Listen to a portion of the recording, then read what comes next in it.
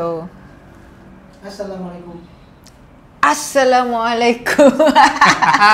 Okay, Assalamualaikum warahmatullahi wabarakatuh. So, kembali lagi kita dalam episod Dari pentas ke filem. So, mungkin korang tak nampak lagi kita orang punya kupasan dari pentas ke filem tu kan? Sebab kita memang awal-awal ni kita nak fokus dulu pasal pentas. Tu nak main kat pentas dalam macam lebih kurang 100 episod. Ah. Episod ke 101 baru. So kau tunggulah ada. Ada. Hashtag ada. So, kita dalam episod podcast kali ni, okay, ni memang baju kerja kita orang. Memang. So, baju sama. Kita orang memang banyak baju ni je. Jangan persoalkan lah baju apa aku pakai. Okay, so untuk episod yang sebelum ni kita dah kupas pasal musikal sikit. Mungkin tak adalah kita orang kupas mendalam betul apa struktur musikal satu-satu tu. Yang tu korang Google sendiri lah. Gemini sekarang, ChatGPT semua. Banyak platform untuk you learn more about it. Ya. Banyak references, go explore. So dalam setiap episod kita orang, kita takkan sentuh sedetail-detailnya lah. Sebab ni bukan kelas performing arts. Betul, ni bukan syarahan perdana Azam Arifin dan Sri Kandi Emma. Macam mana pula? Ini adalah podcast kami. So bersama saya Sri Kandi Emma dan juga Malaysia ku ataupun Azam Arifin. Orang kenal dia Malaysia. Yes. Lepas kurus kat nama Malaysia tu kan? Reason kenapa dia nama Malaysia? I bahasakan diri Malaysia lah. Dia macam kata ganti nama diri. I bahasakan diri Malaysia supaya anything yang I do, whatever I am Malaysian first. So I dahulukan I nak sort of macam self reminder. I am Malaysian first. I can be Malay, I can be a student, I can be a brother, tapi I am Malaysian first. Macam tu. So mungkin kalau Datuk Seri Perdana Menteri tengok podcast ni, ambil jadi ikon sejuk tak hati. Nampak awas ada kalau. So lepas ni aku nak jadi Malaysia juga. Tapi kan aku jadi Malaysia kat kau Malaysia. Tak ada masalah. Kita semua Malaysia. Mungkin lah Malaysia 1, Malaysia 2, Malaysia 3. So lepas ni kita semua pakai nombor kod je Kan? Malaysia. Kau ingat Seremban je boleh ada Seremban 1, Seremban 2. Macam mana? Aduh lah. Malaysia pun boleh. Malaysia 1, Malaysia 2. Okay. So kita sebelum ni kita dah cakap pasal musikal dan teater, macam mana struktur musikal yang kita looking forward untuk tahun ni kan. Yes. So untuk hari ni, episod hari ni, kita nak cakap pasal Bubbles. Tahu tak bubble? Bubbles in theater. Selalu kita dengar ni je kan, property bubble. Selalu kita dengar property bubble. Property bubble? Which is bila macam property tu dibina terlalu banyak, so end up dia macam kat dalam bubble yang akan pecah. Yes. Sebab tak ada orang beli. Dia tak keluar. Meletup ni tu. Dia meletup. Sebab end up dia tak terjual. Selalu kita dengar macam tu kan, dalam topik ekonomi. Tapi untuk yang ni, kita nak cakap bubbles in theater. Ada bubble ke? Ni bubble tu buih. So buih dalam teater. So ni, maksudnya show yang pakai buih ke? Ni show apa kau nak cakap ni? Kita show apa pakai buih ni? Pernah tengok tak show yang pakai buih? Itu episod yang ke-200. So kalau nak tunggulah. Ada. Dah belum baru 2 episod dah fikir yang 200. Aduh, dah risau. So bubbles yang dimaksudkan ialah kelompok-kelompok tertentu yang tend to stick together. Kan personal bubble. Personal bubble. Dia just duduk dalam bubble tu je macam tu. So in theater, katak bawah katak bawah tempurung. Bukan. Dia bawah mangkuk kaca. Sebab dia boleh nampak kan, tapi masih terkurung. Menarik konsep. So bubbles in theater yang dimaksudkan ialah dalam production theater atau dalam dunia theater atau industri theater. Industri ke? Dalam industri theater. Dia ada selingan tu tak? Aku sedia dikecam gol lah. Tapi betul lah soalan tu menarik. Industri ke? Tak apa, itu episod yang 98. Okey, baik. Ada. Okey, berbalik kepada konsep bubbles in theater. Dalam bidang theater, sebenarnya wujud beberapa bubbles lah. Atau kita panggil fragmentation. Maksudnya ada this grouping yang jelas and diorang just stay dalam that group je. So apakah dia select in a way yes, select atau kalau bahasa manis dia ke dia tak reti bergaul? Mungkin juga. Mungkin juga. Atau maybe kalau bahasa manis dia ialah preference. So some people ada preference untuk tengok yang certain macam ni je. Tapi sebenarnya itu yang mewujudkan bubble tu lah. Itu yang mewujudkan bubble tu. Kan ataupun dia orang yang tak nak keluar. Maksudnya takut untuk keluar. Maybe juga takut sebab untuk explore the do you know kenapa orang tengok teater? The main reason kenapa orang datang tengok teater? Sebab rasa cool, tak ada. Kita belum ke arah tu lagi. Tapi hopefully kita akan ada satu tahap yang macam datang tengok teater sebab nak nampak cool. Kan. Kita belum lagi. Orang datang tengok teater most of the time sebab dia kenal seseorang yang dalam teater tu. You must know a person untuk datang tengok. Kalau tak, you takkan macam saja-saja random nak tengoklah teater ni walaupun kau tak kenal siapa kat dalam teater production tu, tapi kau nak datang tengok. I jarang nampak.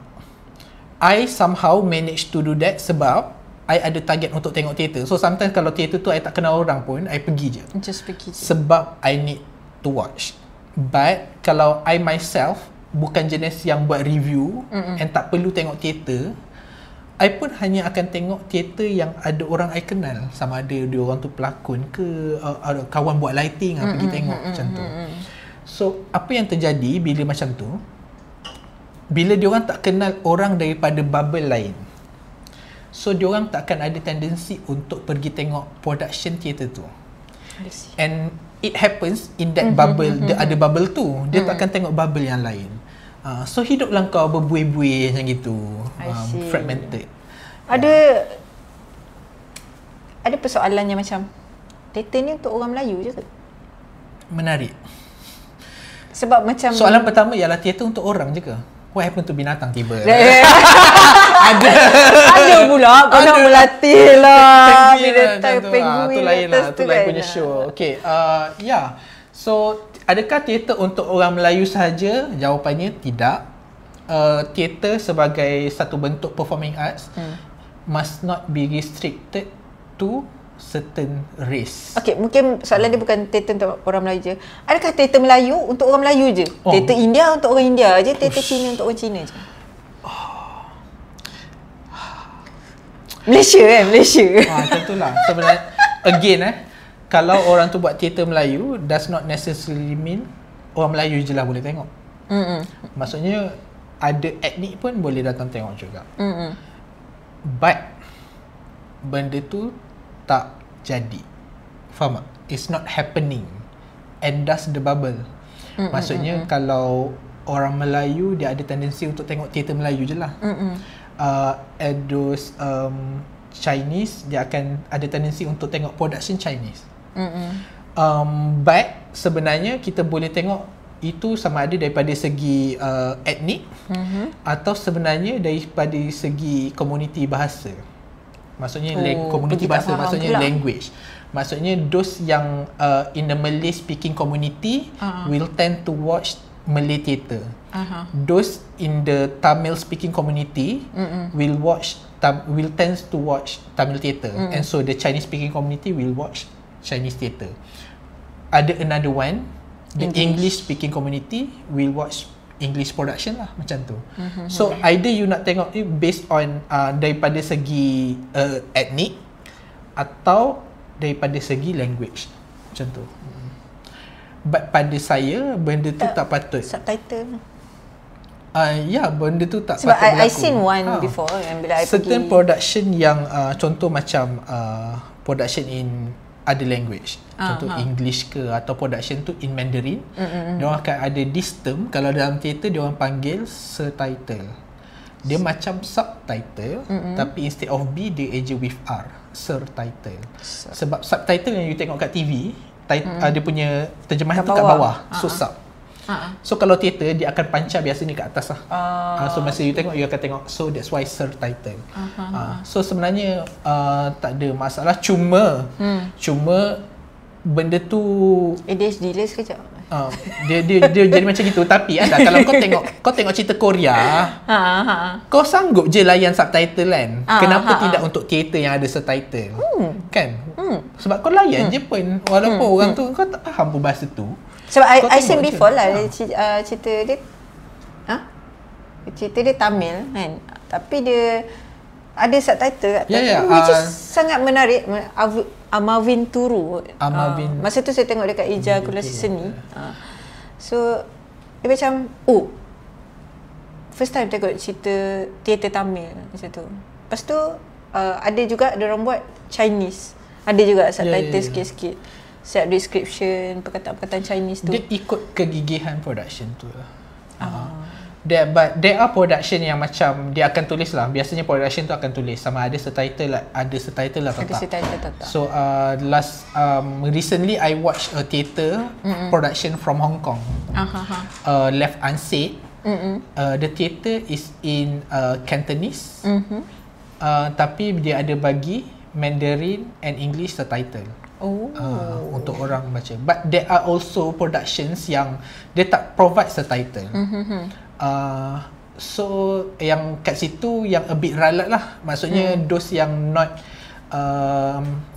familiar with the language akan ada tendency untuk tak pergi tengok macam tu. So even kalau Malay theatre, you jangan expect semua orang fasih Malay. Sometimes dia familiar with Malay, tapi macam bila you tengok benda live, sometimes you processing level tu kena tinggi sikit. So sometimes you maybe you should letak subtitle in English. Contoh, this is yang dibuat untuk Merong Mahawangsa. Musical Merong Mahawangsa is in Malay. Yang arguably sebenarnya it could be a challenge to orang yang cakap Melayu pun. Sebab dia ada term-term yang klasik, and then ada juga penggunaan dialek tertentu. But dia include juga English subtitle supaya benda tu those yang tak familiar with Malay language, and this is including tourists, tourists yang daripada negara luar yang tak familiar with Malay language pun boleh datang tengok and enjoy. Cuma dia macam gini. Dia macam gitu lah. Dia just enjoy the act on the stage macam tu lah. Sebab kalau tengok scene Indonesia for example, diorang kan rich dengan performing arts semua kan, and yang datang tengok pun tergi semua. Padahal kau faham pun cakap Jawa penuh, mana faham pun. I have experience sebab saya kena tengok teater. Malaysia kena tengok teater. So sometimes teater tu production tu dia tak bagi subtitle. So kat situ decision you lah sama ada you untuk pergi ke tak.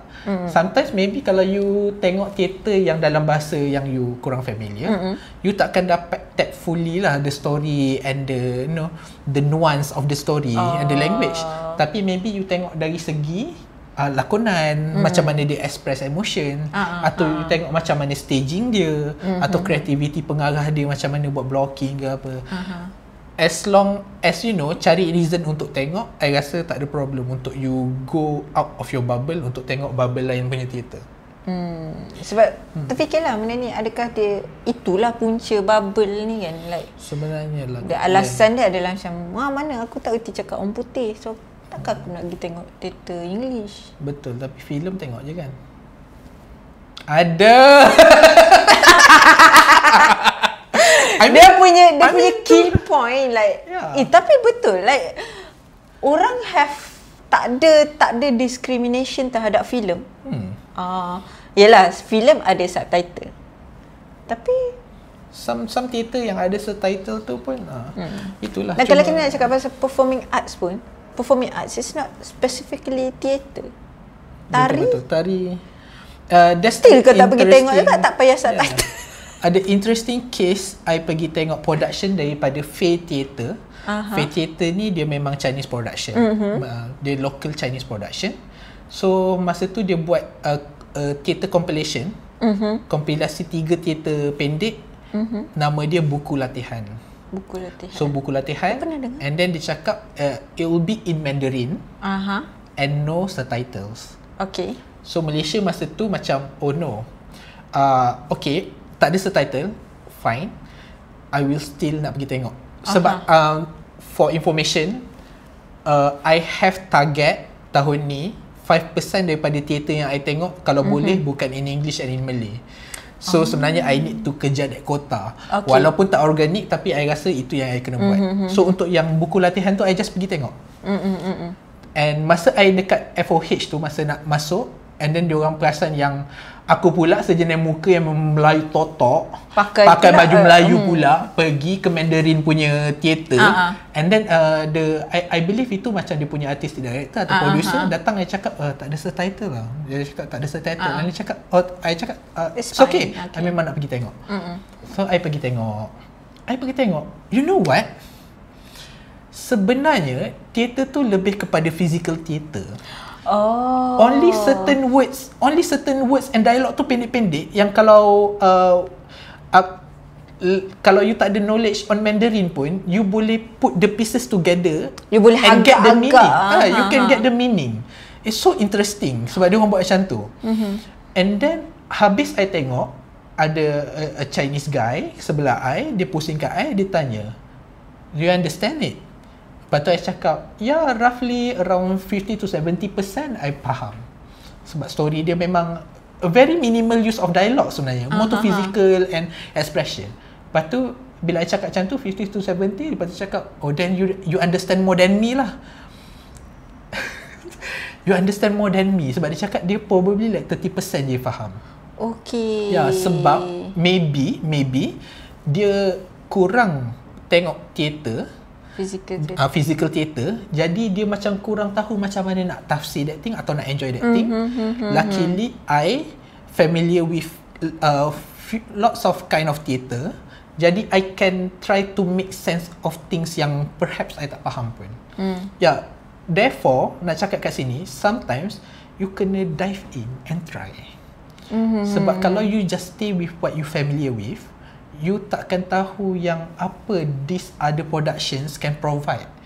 You know, there may be some ideas daripada diorang yang sebenarnya boleh membantu production you in the future, but kalau you tak try and pergi and tengok, you takkan belajar. So dia jadi macam end up nanti macam aku tengok teater kau tengok teater aku balik. Kau tengok ni, golongan ni tengok teater dia buat production, tengok teater dia, tengoklah each other. Kau buat teater habis duit, member tu bayar, member tu buat teater habis duit, yang duit dia bayar tadi kau bagi balik. Kalau macam gitu, sampai ke hujung hayat, teater takkan boleh capai level industri.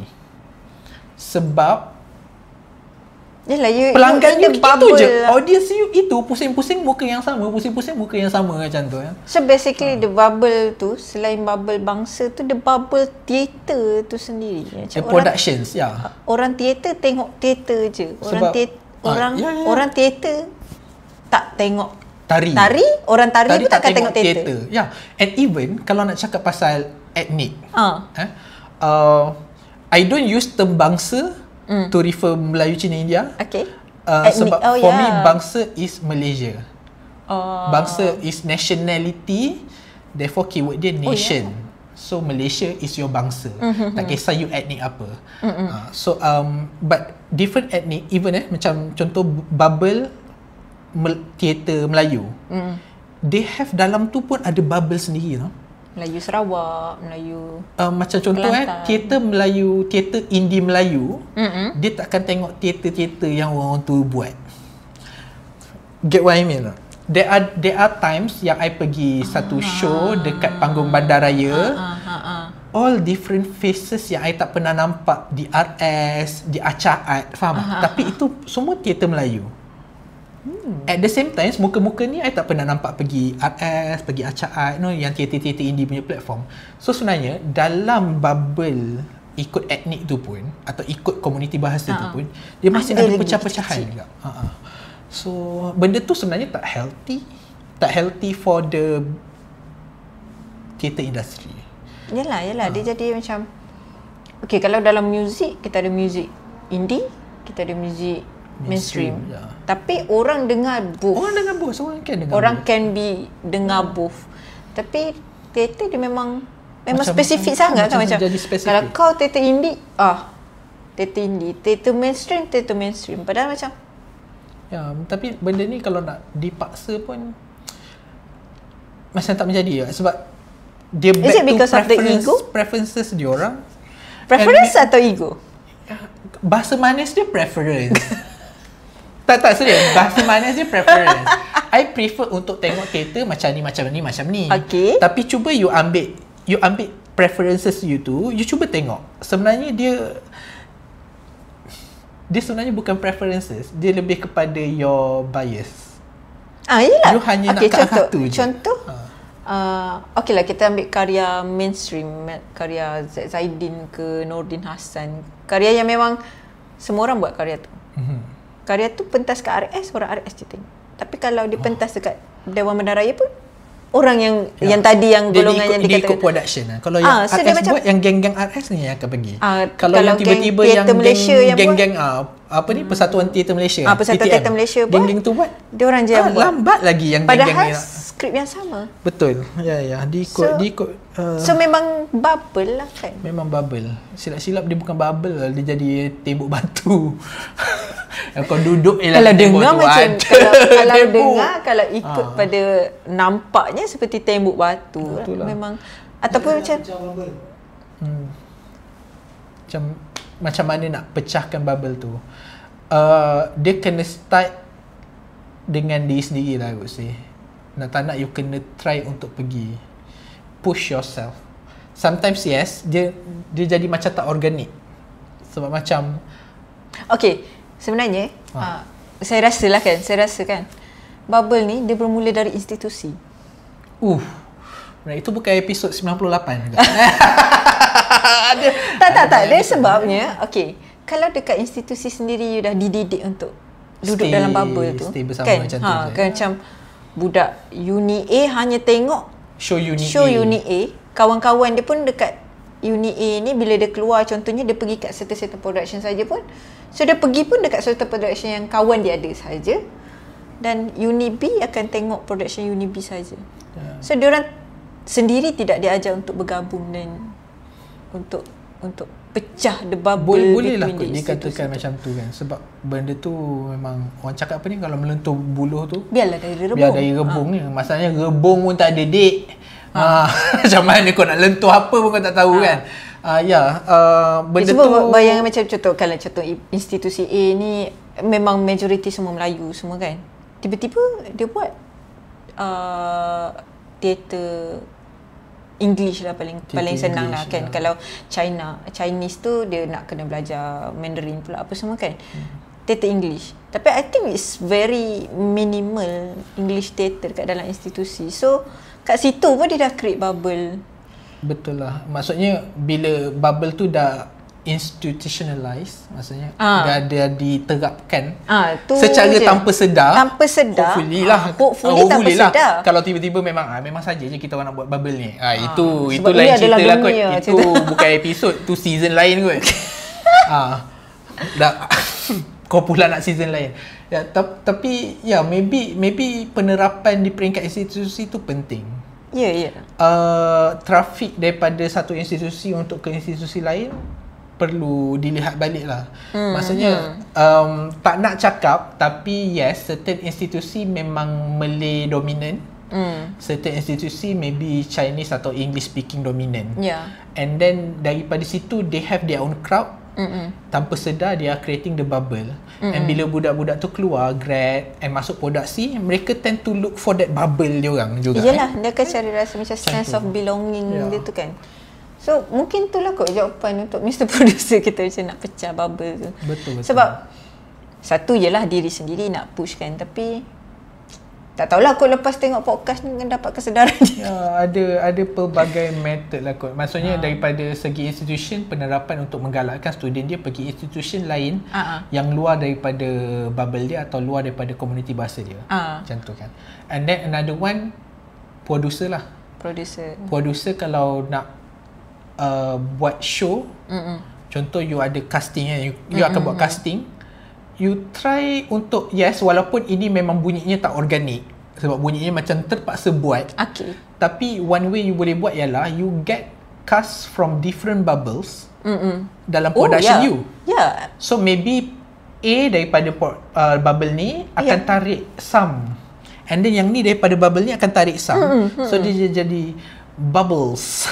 Dia jadi bubble merger. Bahasa tu bubble tu dia bercampur lah. Besar Walaupun benda tu tak organik, but kalau let's say lah benda tu dibiasakan, dijadikan satu something yang conventional, nanti maybe in the future orang cakap, oh no lah, kita kena ada a mixture of this, a good mixture of casting supaya dapat tarik a good mixture of bubbles tu. And then benda tu lama-lama dia akan jadi biasa, and tahu-tahu jadi there's no more bubbles. There's no more bubbles. Sebab kalau how film become an industry, kita nampak macam mana filem kadang-kadang tu diorang buat filem mix of this ethnic kan. So kita guna kata ethnic, Malaysia suruh guna kata ethnic, bukan bangsa. So tapi itulah dia macam, kalau dulu pun macam mana P.Ramlee nak pecahkan bubble cerita-cerita dia tu, ada Apek, ada ni kan. So kita pun kena buat benda tu juga. Betul. Dan satu lagi saya rasa kena pecah juga bubble antara performing arts. Betul, maksudnya tari jangan tengok tari je. Tari jangan tengok tari je. Teater jangan tengok teater je. So barulah bila you nak buat musical, you dapat kelab tari, you combine dengan kelab teater, you kena combine pula dengan orang muzik. So you ada orang yang memang expertise dalam bidang tu. Tak adalah kau shot sendiri pergi buat tarian pun. Macam personal. Ada personal pula. Tak adalah personal. Tak adalah personal. Salam 87 kan. Sebab dalam yes, #salam 87. Dalam bidang ni lah. Atau okay lah, fine, dalam industri teater ke performing arts, memang you kena have a good networking. Kan? The larger your net, it'll be better for you lah, sebab you ada banyak resources, you boleh engage dengan orang ni, engage dengan orang tu. It'll be beneficial to you. Dah lah income tak banyak kan sebenarnya. So macam tu lah the way you nak survive and create the industry betul-betul kan. Pecahkan that kind of bubble. Okay, so rasa dah banyak dah bercakap pasal bubble merch dah 27 minit dah. Bubble sana sini. Kejap saya tengok ada lagi tak kita ni kan. Ada satu ni, susah ke nak jual teater untuk bangsa lain? Rasanya kita dah cakap pasal ni. Saya tertarik untuk kita cakap pasal buying power. Yes, buying power ialah keupayaan orang untuk membeli. Ya. Terjemahan. Kata membantu kan. So, siapa suruh kau dengar podcast ni untuk apa ni? Untuk jawab exam. Silap kau lah.